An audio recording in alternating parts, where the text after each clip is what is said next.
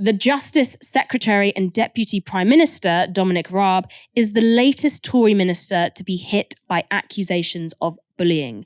The Guardian has reported this. Ministry of Justice staff offered route out amid concerns over Dominic Raab behaviour.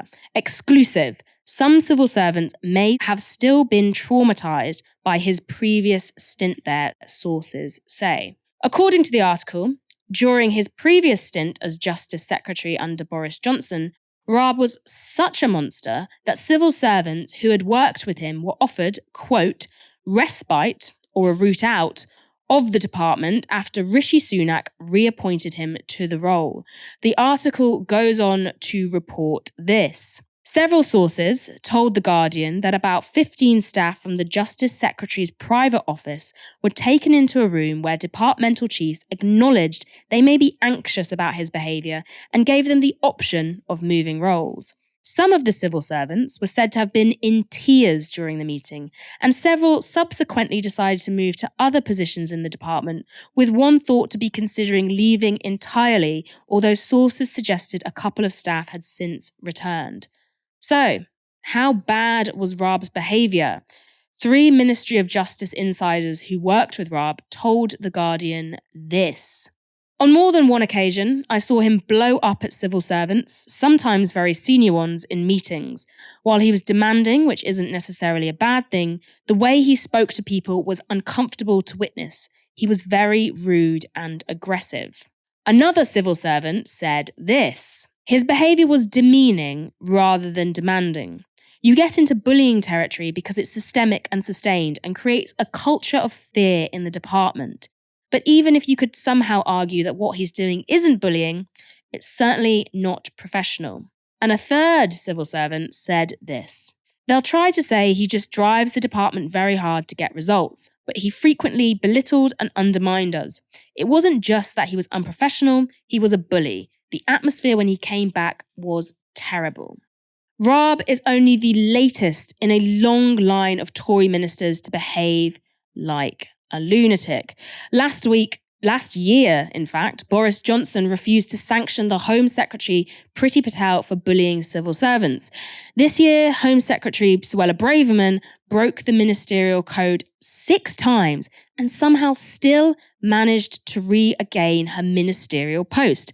And only this week, Tory MP Sir Gavin Williamson was forced to pack up his pet tarantula, Cronus, after resigning as cabinet minister. He was made to walk after it had emerged he bullied and harassed fellow MPs and civil servants, including telling one that she should kill herself. But those are only the ones we know about. And this kind of behaviour isn't limited to the Tories. Labour MP Charlotte Nichols has appeared on Radio 5 Live where she was asked this. Can you give me an idea of what it is like for you, a new MP, to be in Westminster and what you're witnessing in terms of that toxicity? I think a lot of it is people that we all know about and are spoken about quite openly, who have either been involved in bullying or sexual misconduct. We all know, and nothing is done. And they continue to walk around and do their jobs. And there's that kind of culture of impunity on it. Do you avoid them? Yes. And everyone has a kind of whisper network list of the people to avoid. But the problem is that some of the most dangerous people are people who would be the people you least suspect. Whisper network. What is that? So when I first came into Parliament, there was a group of people that I knew who kind of sat me down and gave me a list of MPs who I should never accept a drink from, who I should never be alone with, who I should never get in a lift with, and who I should try to avoid as far as possible to keep myself safe. How did you react? I think I was quite staggered at how long the list was. Obviously there are only 650 members of Parliament. When you're looking at proportions of people who are kind of known dangers, that's really quite frightening. And as I said, there are people who get added to that list all the time. How long's the list? There's about 40 MPs on it. Why is this the first time I'm hearing about this? Perhaps you're not on the Whisper Network. But no, I'm not on the Whisper Network. I'm a member of. I'm a citizen of this country. Yeah. I'm part of the electorate. I think it's one of those things that, given the independent grievance scheme process in Parliament has dished out bigger punishments for people who've been accused of misuse of common stationery than they have for people that have been accused of sexual misconduct or bullying, I think it's very clear that a lot of people won't take those names forward through the schemes that we've got for redress, because they think that an MP getting a 2-day suspension for bullying, for example, is no deterrent whatsoever.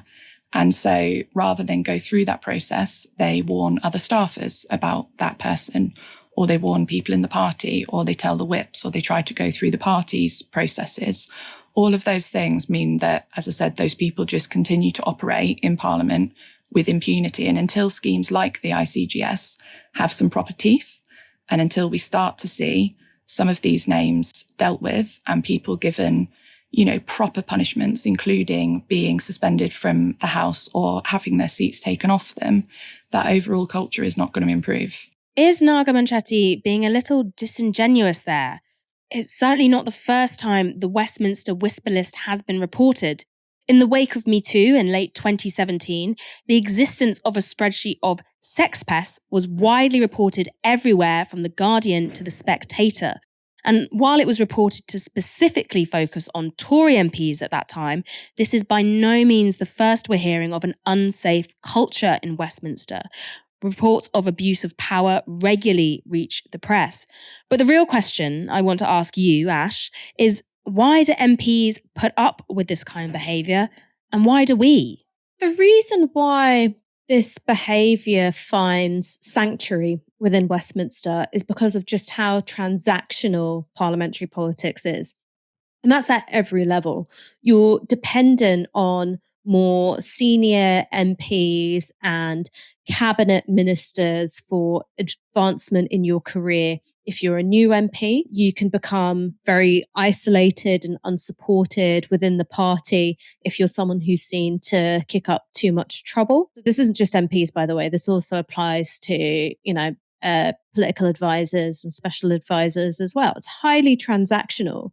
So if there's somebody in a position of power who is abusing that power, behaving in ways which are inappropriate or threatening or bullying, there are active incentives to minimize that as much as you can.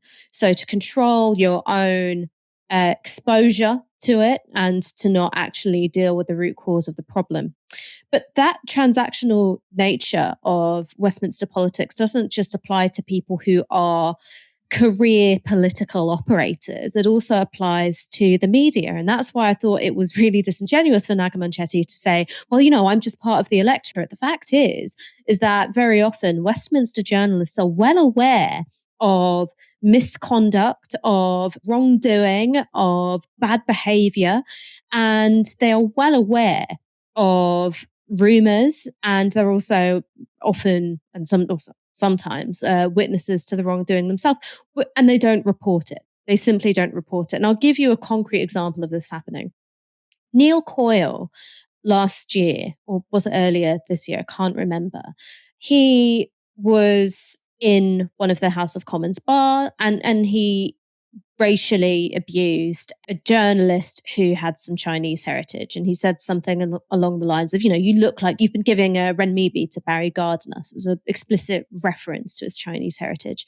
And when this came out, because the journalist in question, Henry Dyer, I think was really brave and went public about what happened, you suddenly had an outpouring of lobby journalists going, oh, well, everyone knows that Neil Coyle shouldn't have been in, it shouldn't have even been in Westminster for many years. Everyone knows it, open secret.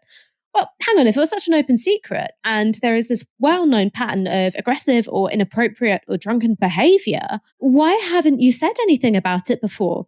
The fact is that Neil Coyle was a useful source for many people in the lobby because he was firmly anti-Corbyn. He was someone who could be relied on as a Labour source for anti-Corbyn stories. He was someone who could keep that whole circus going. And so it was treated as a credible source, and there was a blind eye turned to his pattern of wrongdoing. And that's why I find it so hard to believe that only now journalists are going, hang on, Gavin Williamson, that guy kept a tarantula on his desk and, posed for a photo shoot with a little red book on top of a whip, in order to sort of give the message of don't sack me, I know all your secrets. Hang on. He's a really nasty bastard. And this is the first time we'll have been able to prove it and get it through the legal department.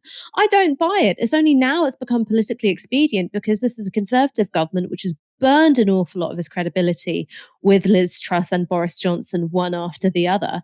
And now the lobby are reporting on stories that otherwise they would have considered not being worth their time digging into, because that wasn't considered the story. The story was largely anti-Labour stuff, and wrongdoing within the Conservative Party was either kind of like, tee-hee giggled at, or indeed just swept under the carpet. And I think this is a similar thing with Dominic Raab.